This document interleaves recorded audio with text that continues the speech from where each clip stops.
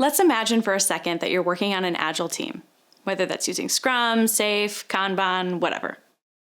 You've been working on this hypothetical team for quite some time, but you're feeling stuck in a constant state of building features. You're not sure if these features that you're building are even helping users.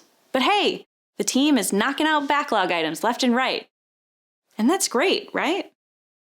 But as you look around, you notice some red flags. The team is never fixing UX debt, those usability issues or shortcuts that were made to the design in favor of hitting a deadline. Usability testing may be happening, but it's more focused on what's already put into production.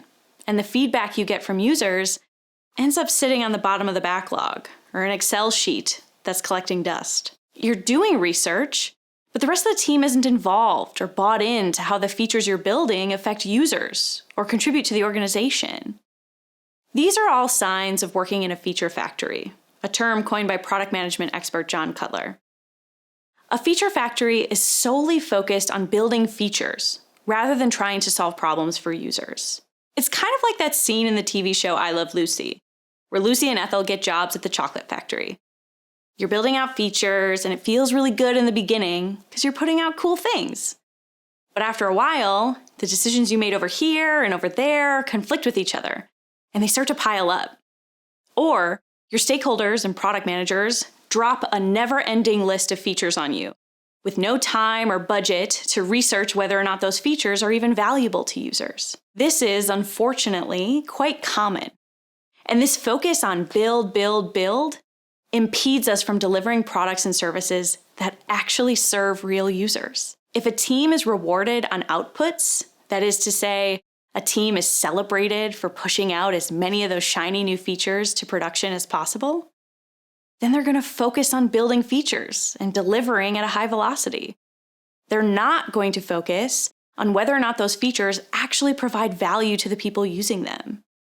And then we end up with bloated software that's loaded with shiny things that nobody ever uses. Or worse, users don't actually get anything from our software, so they go somewhere else. Josh Seiden, one of the authors of Lean UX, wrote a whole book on this topic called Outcomes Over Output.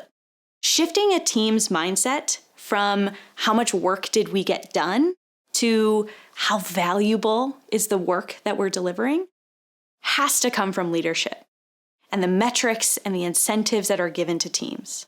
While it's challenging to quickly shut down a feature factory, it's not a lost cause. Start thinking about the user and business goals behind the features. Make sure that you're continuously learning in your sprints and not just building. And speak in terms of user motivations and business value when communicating with the team and stakeholders. And if you're in a leadership role, remember that the biggest change in all of this comes from setting more meaningful metrics and incentives for your teams.